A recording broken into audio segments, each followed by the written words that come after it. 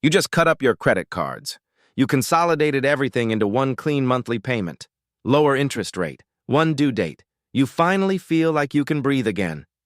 And within 18 months, there is a 78% chance you will be deeper in debt than you were before you consolidated. 78%. That's not a made-up scare tactic. That comes from a longitudinal study tracking thousands of real borrowers. The majority of people who consolidate their debt do not escape it. They multiply it. And the worst part is that most of them never see it happening until they are already drowning. Because debt consolidation does not fail because the math is wrong. The math is actually sound. It fails because of three specific psychological triggers that are wired directly into human behavior. Triggers that practically force you to start swiping those cards again. By the end of this video, you will know exactly what those three triggers are, why they are so powerful, and most importantly, what the 22% of people who actually succeed do differently. So let us start with what consolidation actually does inside your brain. And I need you to think about this honestly. Imagine you have got 4 credit cards, a personal loan, and maybe some medical debt. Let us say the total is $32,000. You are juggling 5 different due dates, 5 different minimum payments, and every single one of those payments feels like a punch to the gut. Then you consolidate. 1 loan, 1 payment. Your interest rate drops from 24% to 14%, and your monthly payment goes from $870 down to $495. You feel free, light, like someone just removed a backpack full of bricks. And that feeling right there, that is where the trap begins. Psychological trigger number 1 is something researchers call the clean slate effect. There is a concept in behavioral economics known as the fresh start effect. Researchers at the Wharton School found that people are significantly more likely to commit to new goals at what they call temporal landmarks. A new year, a birthday, the start of a week.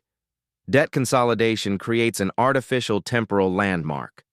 Your brain looks at those zero balances across all your credit cards and interprets it as a completely fresh start. But here is the problem. Your brain does not just reset your debt, it resets your habits too. A study published in the Journal of Consumer Research found that people who achieved what they perceived as a clean slate in their finances were 3 times more likely to make impulse purchases in the following 30 days compared to people who were still paying down debt the old-fashioned way. 3 times more likely. Because your brain says we handled it, we took care of the problem. It does not distinguish between restructuring a problem and actually solving a problem.